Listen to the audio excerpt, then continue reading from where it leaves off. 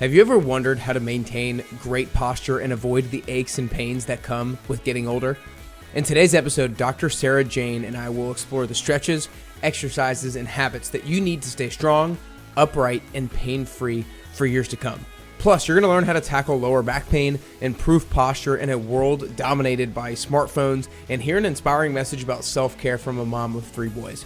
By the end of this episode, you're going to have the tools to keep your body healthy, your back strong, and your priorities in check.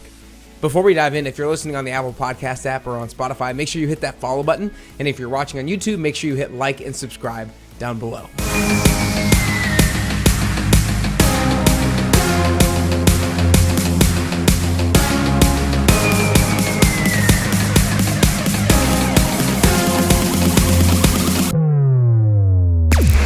All right, what's up, everybody, and welcome back to the Best You podcast. Today, I am very excited to be joined by Dr. Sara Jayne. Dr. Sara, I'm really excited because I haven't had, I don't know if I've ever had a chiropractor. I think I have. It's probably been a long time, but today I'm really excited about talking about posture and spinal alignment and things of that nature. And, you know, for me, one of the biggest fear, I guess I should say, that I have the biggest fear I have of getting older is seeing a lot of people who are just really old and hunched over and just absolutely terrible posture. And I'm like, oh my gosh, is that just like a matter of aging? How do we prevent this? Everything like that. So with that being said, when you're seeing people who have bad posture and are hunched over, is that just a matter of what's going to happen when we age, or is that muscle deterioration, or is that spinal alignment? What causes bad posture, especially extremely bad posture as we age and get older?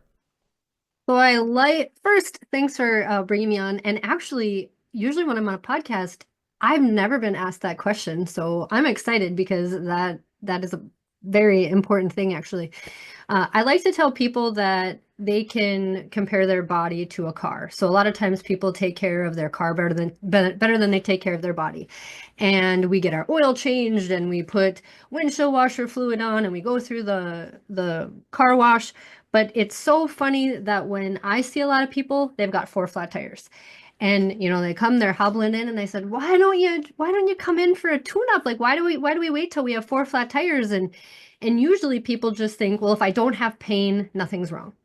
Also, I have found a lot of people have been burned by some chiropractors who tell them, I need you to come back 3 times a week for 6 months, 12 months, 18 months. And you know what? Some people do need that kind of care. So it's hard for me when people will say, well, I'm not going to come back.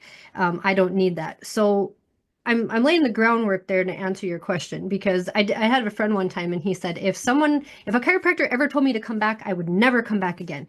And that's not the way I operate. And I really like to see people for maintenance. And the reason is because of exactly what you're saying. If we do not take care of our spinal integrity as we are sitting here right now, yes, it's going to get bad. And I will let you know that when you go to a restaurant or you're at a shopping mall, I'm assuming you're seeing the same thing I am, and you're seeing all these kids on a device. We were just on vacation, and it does make me sad, and people will roll their eyes, and that's fine. Think what you will, but there's these little children and they're holding a phone and they have the worst posture ever. They're sitting there like this, and they're these little tiny people. And I have my son, I have 3 sons, and one of them, whenever he is using anything, that's what he's doing. He has the worst posture ever. And I'm extremely overdramatic about it. And I make a huge deal about it because you can't constantly do that and think everything's going to be okay. And then when you finally realize you have that hump, and that hump really bothers people, now how far gone are we, right? You've been already driving on that flat tire for a while, and so you have some damage. So is there a normal part of aging where things are changing and degenerating and muscles are getting tighter? Absolutely.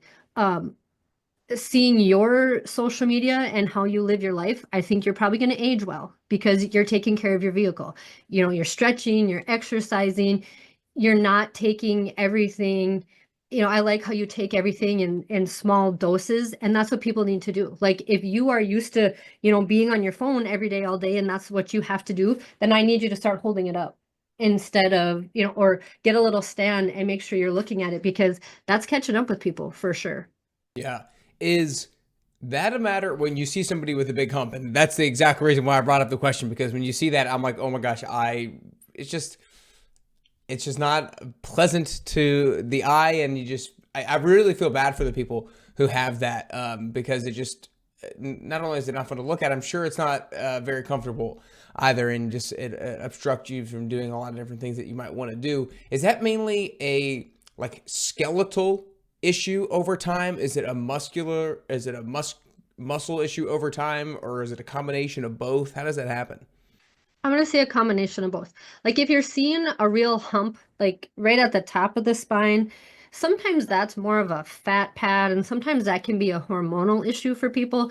But when you're seeing the actual, like really leaning over, women women tend to do that a lot because we have more weight up there, and then these muscles get real tight, and then it gets easy. So we're sitting at the desk all day, and everything just starts to curve in.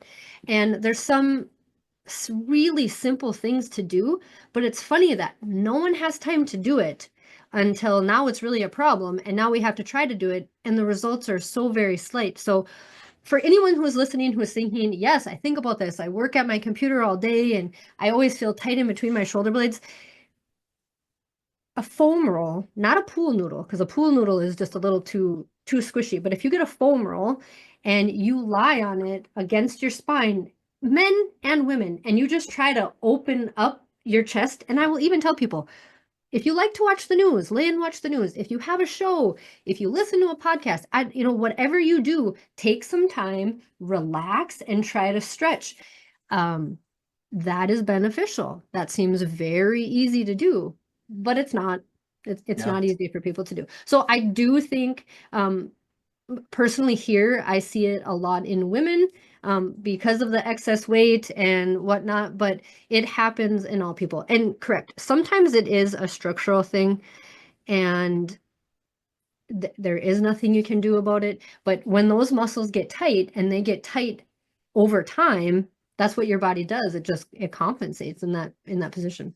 Right. Is it mainly like overactive pectoral muscles and underactive back muscles and rhomboids? What exactly are the muscles that are causing the poor posture? Those pectorals get real tight. And you're right, you get a lot of weakness in between your shoulder blades. And even as you sit here, even if you kind of hunch and you lean back, probably not so much for you because you're super active, but people will notice. Like when you start to point it out or when you start to palpate those muscles and they're like, "Oh, ow, that hurts." Yeah, well, no one ever touches that, right? Another really good thing for people who, let's say I don't have a foam roll, I can't afford a foam roll, I'm not going to do anything. One way to stretch those pectorals is to hang in a doorway. Put your arms on either side and just hang your body weight in. I mean, it sounds kind of funny. It feels good, just to stretch those pecs. But yeah, those pecs get real tight. That's another thing I think, I like that you said that, how those are maybe more weak in the back because people don't think about how those muscles work together, Yeah. right? So No, 100%, 100%. So, we mentioned the overactive pectorals and potentially underactive back muscles to help improve posture. And then you mentioned the laying on the foam roll, like do the foam roll vertically, right, kind of down your spine and just open it up and let your pec stretch out. Then we mentioned the in between the door frame to let your pec stretch out. Is there any other like best either stretches or like mobility flows or strength training exercises that you oftentimes recommend for people who are looking for preventative measures for posture? I also like to try to give people things that if they don't do it, I can say, well, you're being lazy.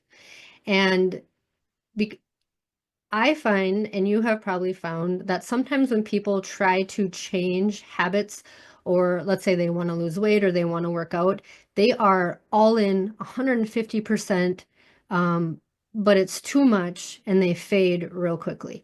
So the the two things that I just spoke about are real easy to do, especially if you don't have a formula you can do the door. But if I was going to tell people to do something, I would also say with your neck, because let's say you're sitting at a desk. A lot of people, even the teachers that I know, people who work at a bank, I know a lot of people who do sit during the day and they can do stretches. So what I like to tell people is when you're sitting in a chair, you're gonna do it on both sides. You're gonna grab onto the bottom of the chair and you're just gonna lean over. And you are gonna control the stretch of that. So you're just going to lean as far as you can. You want to get real wild, you can add a little resistance, push back into your hand. I like to do that both ways. And a lot of times people will feel more stuck one way or the other. And Mhm. this also kind of goes back to when people don't need a chiropractor until they hurt. Right. Just like, you don't need to work out until you're weak and you need to be strong. No, you need to take care of the muscles and your spine in order to age better. And when people start thinking that way, it means a lot more. Well, I haven't had any pain. I haven't had to come see you. Okay, well, pain is the last thing you feel. So, 2 months ago, 4 months ago, 6 months ago, you might have been getting off your bike or you might have been lifting a bag out of the back of your car and you tweaked your back. And you didn't know that until now all of a sudden you bend over to brush your teeth and you stand up and you can't do that anymore. So, um, if you're doing the reason I say all this is that if you're doing these stretches at home and you're like, well, I don't feel anything, you should feel a good stretch. If you don't feel a good stretch, then you're probably already doing some heavy duty stretching. But like even when I am doing this as I'm sitting here speaking to you, I can feel, oh yeah, that's a little tight. Probably time for a little tune up for me personally. So that's another thing that I don't think people really listen or tune into their bodies, and they just get so used to everything hurting. So if you're trying this at home, and I encourage you to, because it's easy just to try to stretch out your neck. And another thing, because most of us are looking down at a device, it's important to get that neck, upper traps stretched out.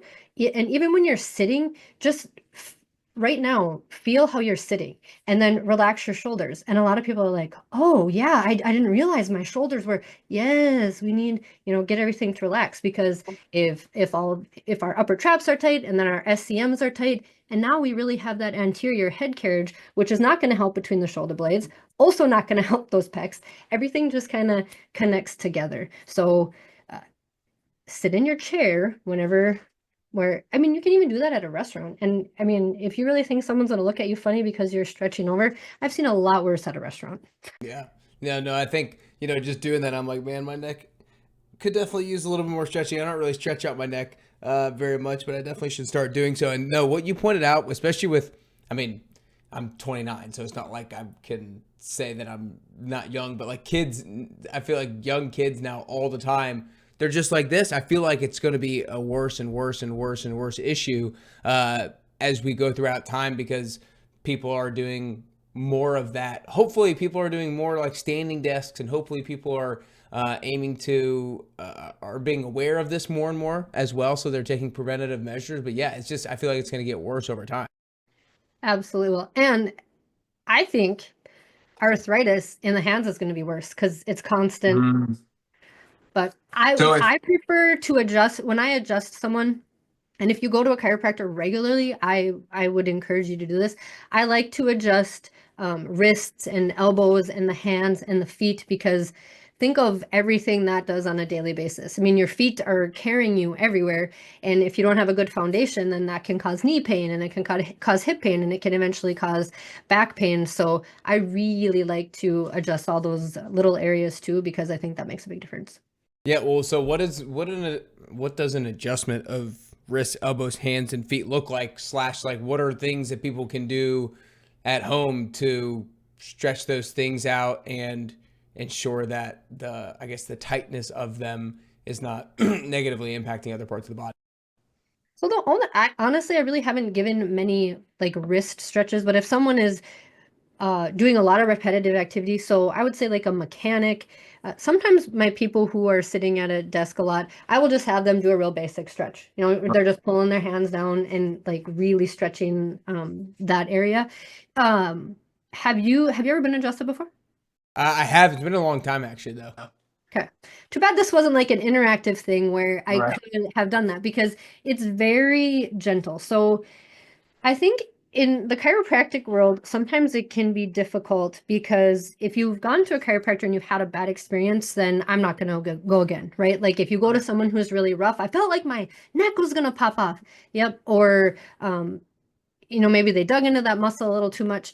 And the funny thing is about chiropractic is that we are all so different. So you go to a bad hairstylist and you don't like your haircut, you're trying a new one. You go to a bad dentist, but you still need a filling, you're going to find a new one. And if you have had an experience like that with a chiropractor, I really encourage you to try someone different because I don't like a real rough adjustment, and I don't roughly adjust people. I don't adjust my husband because he wants to be manhandled, right? Like he just wants all this big cracking, and I think that it's very important to work on the muscles and deal with the inflammation and the nutritional aspect of things. I like to do more than that. I just don't think it's a whack 'em crack 'em. 5 minutes, let's do this and get out of here. I like to look at the whole body and the whole wellness approach of things. So I encourage you to find someone who would fit your needs because you should be able to find someone who would do as much or as little as you would like. Yeah. Let's take. I love that. Let's take some of the common. We talked about bad posture because that's selfishly one of the things that I want to make sure that I avoid. And then let's just talk about some of the other common pain points. Oftentimes people have, whether it's low back or knees. But let's start with lower back. What are the things that when somebody's coming to you with low back pain, what are the things that you look for to see what is potentially causing that? And then B, depending on kind of what the answer to A is like, what are some of the things that we can do stretching wise, mobility wise, strengthening wise to help combat and be proactive with that kind of stuff? Um, when you mentioned the posture thing, one more thing. I like to take photos of my children sitting with their friends because a lot of times my kids, because I will, I'm not like angry, but I'll even say to my husband, okay, like I'll tap everyone like, okay, let's be aware of how we're sitting, right? Because it's just so common. So when you're out somewhere and you see a group of people like sitting in a row, I mean, not like it's gonna be fun for you, but it's fun for me to see that. So check that out. I always am aware of that. But low back pain. So many people think that their low back pain is because they have no abs and I'm weak. Could it be from that? Absolutely. But then you get these people who go home and they want to do all of these sit-ups and they think that's going to help all of their back pain and they haven't changed any type of eating habit and now we're just doing 50 sit-ups a day. Is that bad for you? No. But is that going to solve all of your problem? No.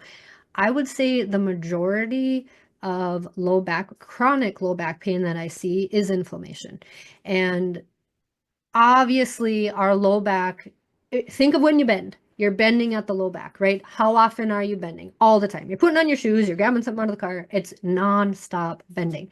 So obviously it's going to be overused, but why at 43 for me, I'm getting out of bed in the morning and I'm okay, but my neighbor who is 43 can't get out of bed without, oh, it just takes me a hot minute. I got to warm up before I can bend over. Inflammation. And it's almost impossible to get away from that unless you are really aware of it. So obviously stretching helps, but and there's a few different supplements.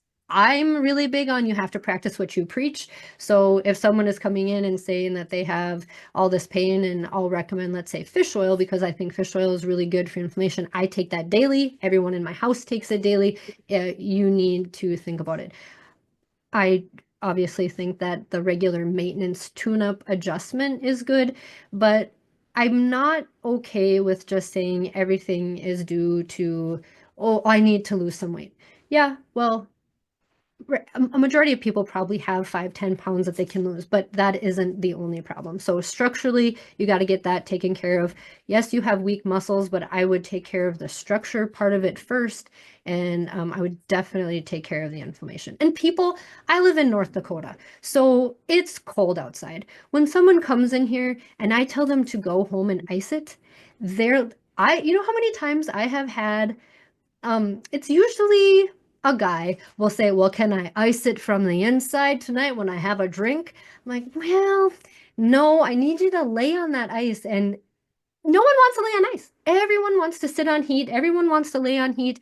And if you ever hear someone or see someone get out of their car and they're like, oh, and they're so sore, right, because you're inflamed. You've been sitting on that heated seat for how long, and it's making your inflammation worse. So if you don't want to ice, don't ice, but don't heat. So if you have low back pain, it's oftentimes potentially inflammation. Doing some stretching, doing some icing. A couple of questions. Number one is, what are some of like your just maybe rudimentary go-to back stretches for people to do? And then two is doing like lower back strengthening exercises one of the things that will combat against increasing levels of inflammation? I think that movement in general is going to help combat the inflammation. And I think, like, systemically, we all should be moving on a daily basis, because think of all the overuse. So when I think of someone who, let me think of a typical patient, a farmer who sits on a tractor and is bouncing around for long periods of time. Think about how their muscles have to work to stabilize them, right? So those muscles are already overused. They're not hitting the gym, but we need to try to get those loosened up. Or if you think of someone who does a concrete job for a living, constantly bending, constantly on their neck, on their knees, and doing really heavy lifting and manual labor, all there's not one piece. So getting adjusted obviously helps, but if you aren't, I mean, you really should be stretching. And I know a lot of those guys are telling me, oh, I don't have time. I go to work in the morning. Yes, I know that you don't have time, but I have seen it. There's gonna come a time where getting out of a chair is no easy task. And there comes a point where you can't go back. You know, just like a vehicle, you can fix it up to a point, and then you just can't fix it anymore. So a rudimentary stretch, this is such an easy one. I like to tell people you can't do it. I'm going to call you lazy. It's because, and I say lazy in a lovely manner. Like, I really do have a good relationship with my patients, but just when you're in the shower, just bend over and touch your, try to touch your toes, and I'll get a lot of, I can't touch my toes, right? So just bend over, let that hot water run, stretch out those muscles a little bit, and that alone is good. That heat when you're stretching, I find to be good. That dry heat with a heating pad, not loving so much, but I like to tell people to take a hot bath to help relax their muscles. And some people can't get in and out of the tub. So we have to, as you know, you have to take the person and meet them where they are, and get them to where they need to be. So even just bending over, leaning forward, and running the hot water to stretch that is good. And I like them to try with and without their knees locked, because sometimes those hamstrings get really, really tight, and that will cause a lot of issues too. Yeah. So that's a stretch where you're basically just hanging right and you're in one plane of motion. I think that a lot of times a lot of people I know when they have lower back pain, they naturally want to stretch by like lying down and having kind of twisting motion to feel that kind of other stretch in the lower back. What is the difference between a twisting motion back stretch versus a non-rotational back stretch? And is there like times when you should do one and not the other? Talk to us about that. I like to tell people, if it feels good, I want you to do it. But I think as far as the rotational aspect of it, so when a person is getting an adjustment, some people, as in my husband, think if I'm not getting adjusted and I'm not laid on my side and I am cracked and I hear all this popping, nothing is happening. Yeah. I need you to stop thinking that way, people, because sometimes your spine doesn't just rotate. So if we're looking at a vertebra, yeah, it can rotate, but sometimes it can move forward and it can go backwards. So there's different ways to adjust a person. So I don't think you're ever going to think like, I need a rotational adjustment today, or I need a drop tail. I don't ever expect anyone to think that. But if I'm trying to think, probably your fan base is a lot younger than my chiropractic population, who, if I ask them to lay on the floor and go side to side, they're going to look at me and they're going to say, I mean, do you have a crane handy? Because I'm not doing that. So if it feels good to do that, I'm all about it. One thing I really like, because I think that the hips and I'm going to obviously do this, not that you can see it, but I think that the hips and everything get real tight too, and then we don't have a lot of good movement. So one thing I like people to do is, and a lot of people do this when they lay on their back. They lay on their back, they bend a leg, and then they pull that other leg up. You can do that in a chair. You just have to be sitting straight up. You bring this leg up, so this foot is on your opposite knee. You push down on this knee and you lean towards this foot, and you feel such a good pull, like in your butt glutes area, because that gets really tight too. I worry that people try to reinvent the wheel when they think that they need to stretch or even start to exercise. It's just baby steps. Like Yeah. even if tonight you're thinking, excuse me, I have low back pain, and you go in the shower and you lean over and you just stretch that a little bit. Hey, there's step one, because you might notice a difference now when you get out of the shower. It might not be so bad. But this is one of my stretch crushes, the one that I just told you, because I just think that really can open things up. And a lot of people are like, "Oh yeah."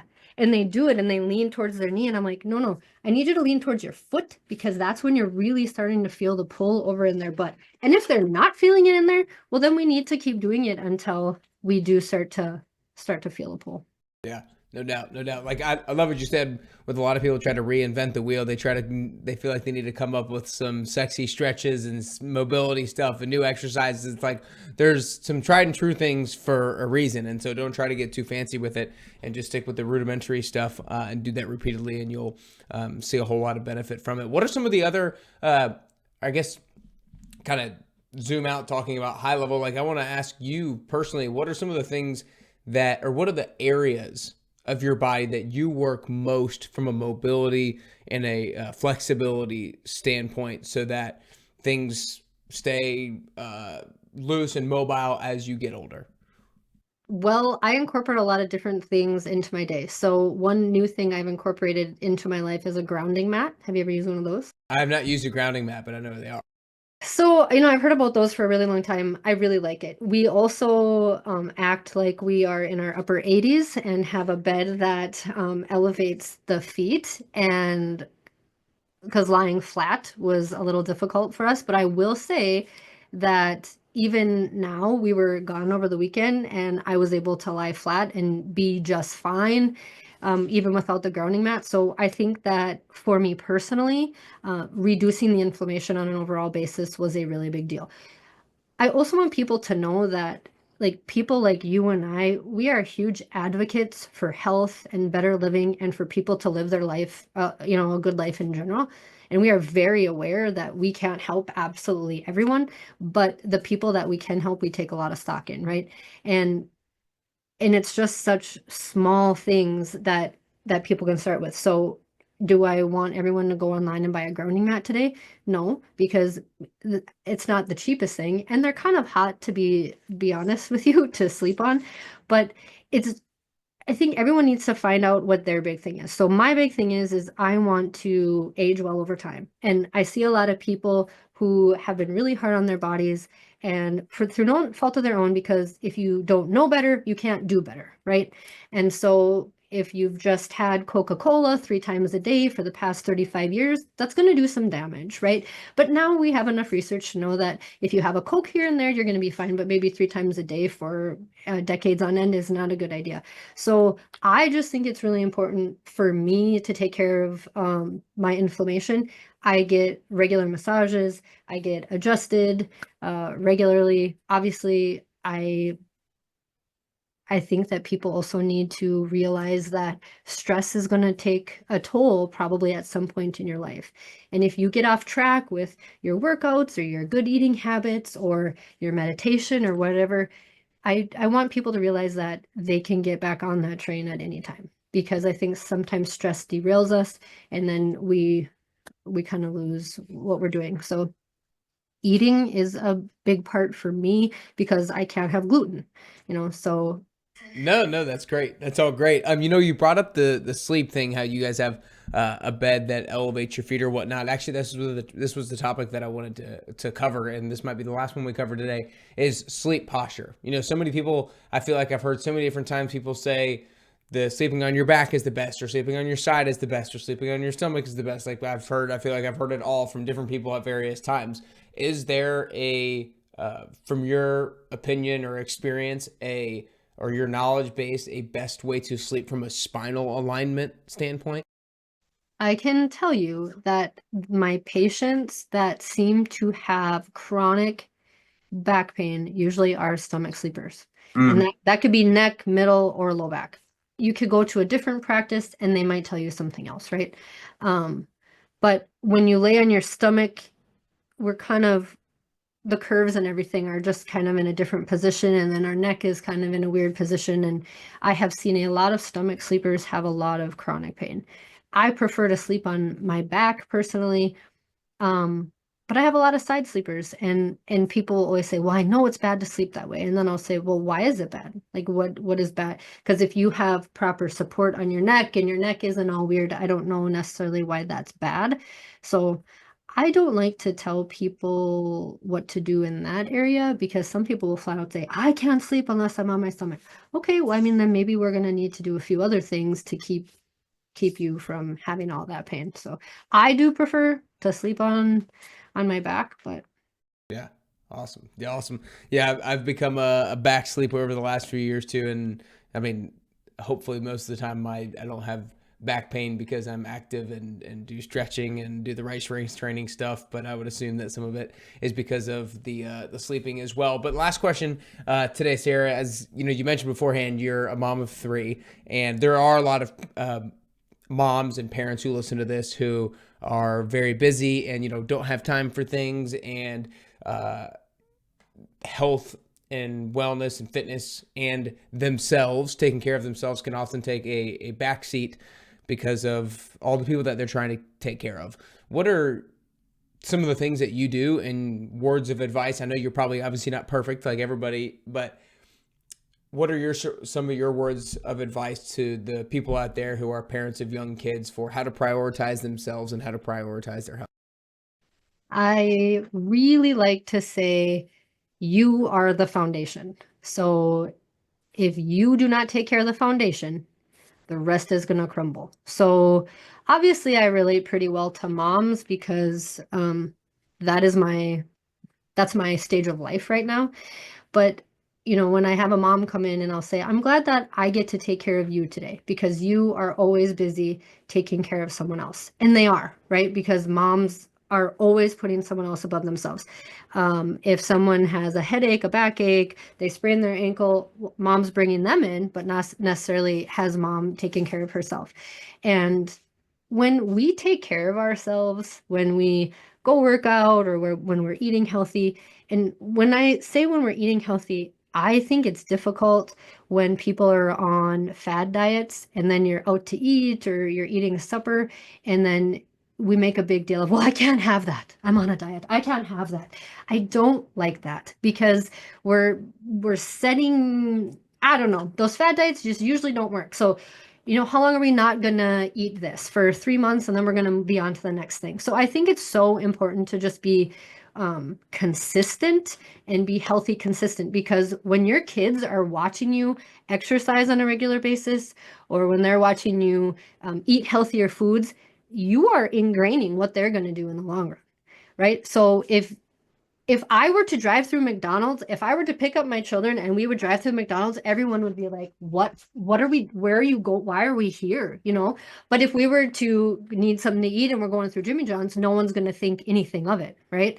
So what do you want your kids to do in the future? Do you want them to take your grandkids to Jimmy John's, or do you want them, and then I know people are going to say, "Well, you shouldn't eat at Jimmy John's because you should be eating at home and everything's," yep, right. You got to balance. Like if you can't find a balance, everyone's going to feel like they're crazy in general. So what you do and what they see you do, I mean, you're laying the foundation for their future and for your grandkids.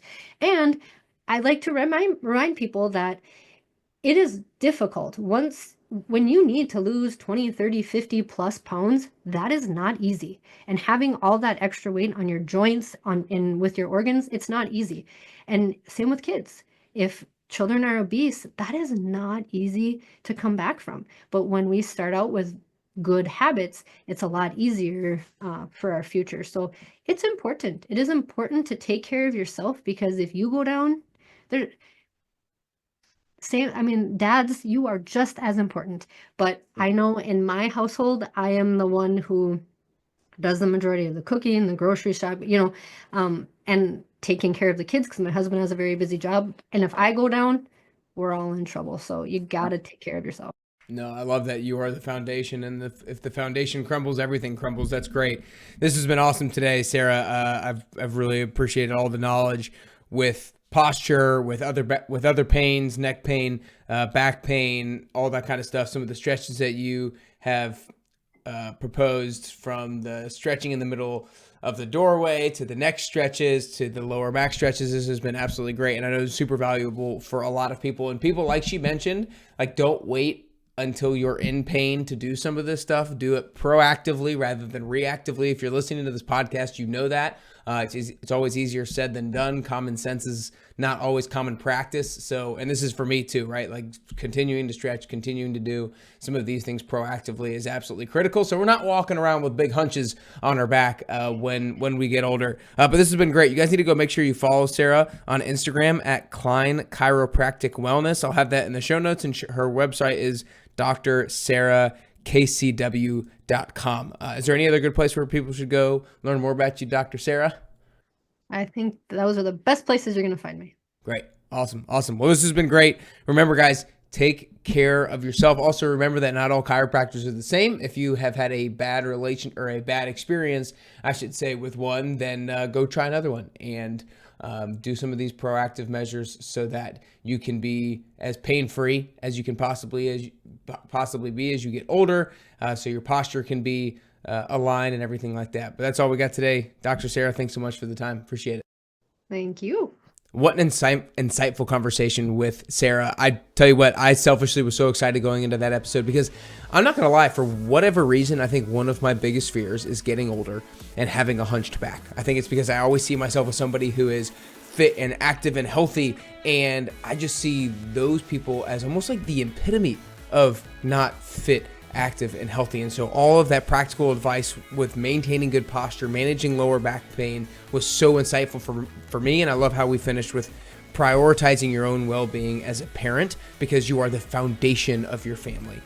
Before we go into the biggest takeaways, if you enjoyed the episode, make sure you hit the follow button on the Apple Podcast app or on Spotify. And if you're watching on YouTube, make sure you hit that like and subscribe button down below. But again, here are my 3 biggest takeaways from today's episode. Number 1 is prioritize your posture now to avoid poor posture later. Oftentimes we don't do something until we're in pain. We're oftentimes reactive rather than proactive. But if you can do some of these stretches and some of these strengthening exercises now and do it regularly, then you don't have to be that person who's walking around with poor posture as you get older. It's not just a matter of aging. My second biggest takeaway is that lower back pain is often preventable with better habits. You can pay attention to your body mechanics, and you can stay proactive in addressing discomfort that you have and do simple things like doing a lot more stretches on a regular basis and strengthening your lower back. And then lastly, to echo her sentiment at the end of the episode, was if you are a parent, especially you moms out there, dads too, but you are the foundation of your family. And if that foundation crumbles, everything crumbles. So make sure that you take care of yourself first. Self-care is not selfish. It's the most important thing that you can do. The most important person in your family that you can take care of is you, and you need to remember that. If you can do these things, you're going to feel better. Your posture is going to be better. You're going to have less aches and pains, and you're going to be able to age in a manner through which you're going to be in less pain and have good posture and be vital. And that will allow you to continue day in and day out, get closer and closer to your best you.